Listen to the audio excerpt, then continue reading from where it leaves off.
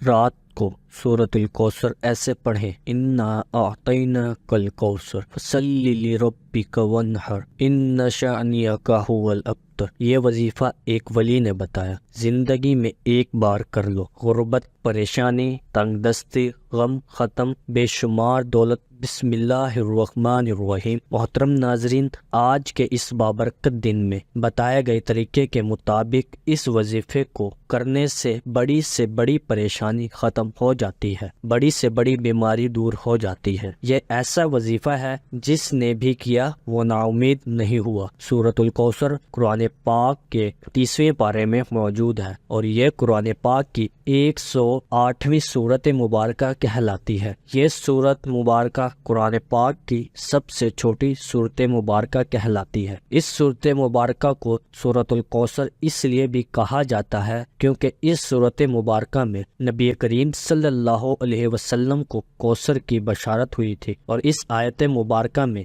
نبی کریم صلی اللہ علیہ وسلم کو عظیم تحفہ دینے پر اللہ نے نبی صلی اللہ علیہ وسلم کو قربانی دینے اور نماز قائم کرنے کا حکم دیا ہے۔ بزرگان دین سورۃ الکوثر کے بارے میں بہت سارے فوائد بتاتے ہیں اور اس کی بہت زیادہ فضیلت بیان کرتے ہیں۔ رزق کے مسائل، تنگ دستی، پریشانی، بیماری، قرض کی تنگی سے نجات، ان سب چیزوں سے نکلنے کے لیے سورۃ الکوثر بہت زیادہ مفید جانی جاتی ہے۔ محترم ناظرین، آج کی اس ویڈیو میں ہم آپ کی خدمت میں سورۃ الکوثر کا ایک بڑا ہی خاص، مجرب، عظیم، آزمودہ اور طاقتور وظیفہ لے کر حاضر ہوئے ہیں۔ میں یہ سمجھتا ہوں کہ یہ سورۃ الکوثر کا وظیفہ بہت ہی زیادہ خاص ہے۔ اس وظیفے کو آپ کسی بھی حاجت کے لیے استعمال کر سکتے ہیں، اور آج تک جتنے بھی بہن بھائیوں نے اس عمل کو کیا، اس وظیفے کو کیا، ان کی بڑی سے بڑی، سخت سے سخت حاجت بھی اللہ تبارک و تعالی نے اپنے فضل و کرم سے پوری فرمائی۔ محترم ناظرین، آج کا وظیفہ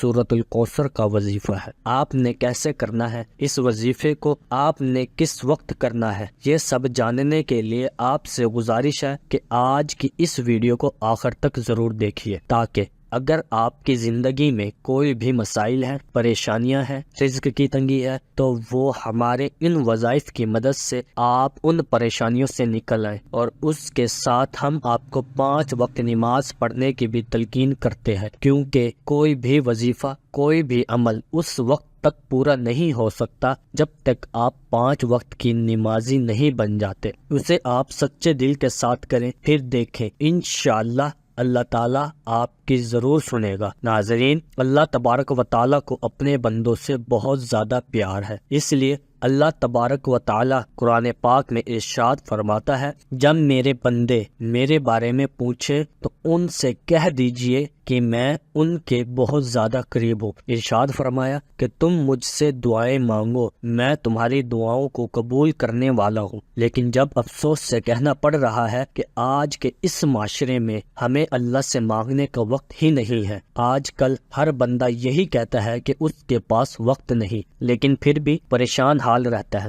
محترم ناظرین، اگر ہمیں اس دنیا میں رہنا ہے تو ہمیں زندگی گزارنے کے لیے کچھ نہ کچھ ضرور کرنا پڑتا ہے، لیکن اس کا یہ مطلب نہیں کہ ہم اللہ اور اس کے پیارے نبی حضرت محمد مصطفیٰ صلی اللہ علیہ وسلم کو مکمل طور پر بھلا دیں۔ اور ہمارا دین اسلام اتنا پیارا مذہب ہے، کبھی ایسا درس نہیں دیتا کہ آپ صرف اور صرف اللہ کی ہی عبادت کریں، بلکہ یہ درس دیتا ہے کہ آپ دنیا کے ساتھ ساتھ دین کو بھی کمائیں، اور جو بھی مانگنا ہے صرف اور صرف اللہ کی ذات سے مانگیں۔ اس لیے آج سورۃ کوثر کا وظیفہ بتایا جائے گا۔ آپ نے اس عمل کو سچے دل کے ساتھ کرنا ہے، اور وظیفہ کو مکمل کرنے کے بعد آپ کو جیسے بتایا جائے اس طریقے سے آپ نے اللہ پاک کے حضور سچے دل کے ساتھ دعا مانگنی ہے، اور اپنا مسئلہ، اپنی حاجت، اپنی تنگ دستی، اپنی پریشانی اللہ کی بارگاہ میں پیش کرنی ہے۔ پھر دیکھیے کہ اللہ آپ کی کیسے سنتا ہے۔ ناظرین، وظیفے کی جانب چلنے سے پہلے آپ کو سورۃ کوثر کے چند شان نزول بتا دیتا ہوں۔ آس بن وائل جو کہ مشرکین کے سرداروں میں سے تھا، اس نے ایک مرتبہ مسجد سے نکلتے وقت نبی کریم صلی اللہ علیہ وسلم سے ملاقات کی۔ وہ کافی دیر تک نبی کریم صلی اللہ علیہ وآلہ وسلم سے باتیں کرنے لگا اور دور بیٹھا قریش کا ایک گروہ یہ سب ماجرا دیکھ رہا تھا۔ قریش کے گروہ نے عاص بن وائل سے پوچھا کہ نبی کریم صلی اللہ علیہ وسلم سے کیا باتیں کر رہا تھا، تو عاص بن وائل نے جواب دیا کہ میں اس ابتر شخص سے باتیں کر رہا تھا۔ اس ابتر کا لفظ اس لیے استعمال کیا کیونکہ نبی کریم صلی اللہ علیہ وسلم کے فرزند عبداللہ دنیا سے رخصت ہو چکے تھے، اور عرب معاشرے میں یہ دستور تھا جس کی کوئی نرینہ اولاد نہ ہو، یعنی کوئی بیٹا نہ ہو، ایسے شخص کو ابتر کہا جاتا تھا۔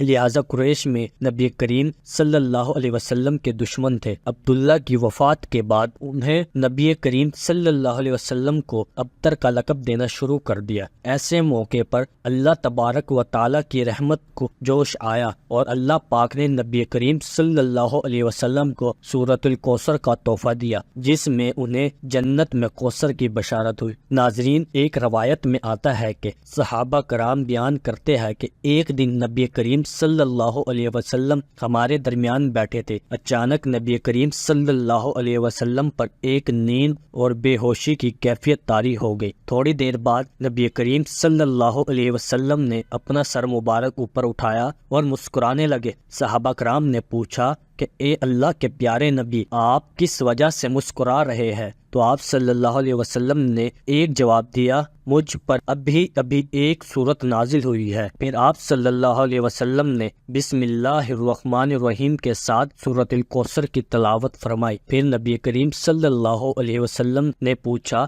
صحابہ کیا آپ کو معلوم ہے کہ یہ کوثر کیا چیز ہے؟ سب صحابہ کرام نے جواب دیا، اللہ اور اس کے رسول بہتر جانتے ہیں۔ آپ صلی اللہ علیہ وسلم نے فرمایا کہ یہ جنت میں ایک نہر ہے جس کا اللہ تبارک و تعالیٰ نے مجھ سے وعدہ فرمایا ہے، اور یہ ایک حوض ہے جس میں میری امت قیامت کے دن پانی پینے کے لیے آئے گی۔ اس نہر کے قریب پانی پینے والا برتن ستاروں کی مانند ہوں گے۔ محترم ناظرین، یہ صورت مبارکہ بہت ہی زیادہ بابرکت فضیلت والی صورت مبارکہ ہے، اس لیے صورت مبارکہ کی شان و نزول کے بارے میں بتانا اس لیے بھی بہت اہم تھا کہ جب آپ یہ وظیفہ کرنے کے لیے بیٹھیں تو آپ کو اس کی شان و نزول اور اس کی اہمیت اور اس کے فضائل کے بارے میں بخوبی آگاہ ہو۔ ناظرین، اب عمل کی جانب چلتے ہیں کہ آپ نے سورۃ الکوثر کا وظیفہ کیسے کرنا ہے۔ یاد رہے کہ رات کو سونے سے پہلے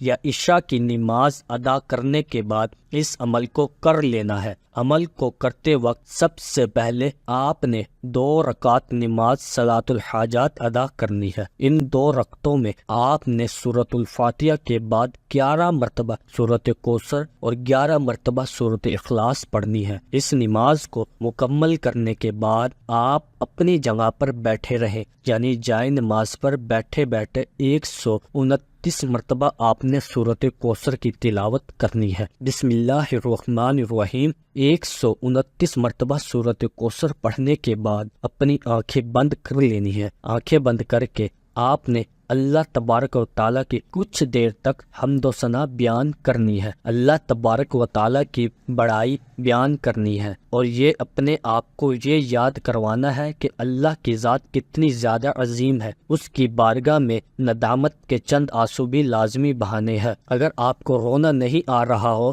تو آپ کم از کم اپنے گناہوں پر شرمندہ ضرور ہو، لیکن آپ جو بھی عمل کریں وہ سچے دل کے ساتھ کریں۔ آپ کی پوری کوشش ہونی چاہیے کہ اللہ آپ سے راضی ہو۔ ناظرین، یقین جانیے کہ جب اللہ کی ذات بندے سے راضی ہو جاتی ہے تو پھر دنیا کی کوئی بھی طاقت اس بندے کا کچھ نہیں بگاڑ سکتی۔ لہٰذا ہمیشہ اللہ سے مانگنے کا اپنا معمول بنا لے۔ اللہ تبارک و تعالیٰ بھی آپ کو کبھی محتاج نہیں کرے گا۔ انشاءاللہ اس عمل کی برکت سے آپ کی جو بھی جائز حاجات ہوگی وہ اللہ تبارک و تعالیٰ اپنے کرم و فضل سے پوری فرما دے گا۔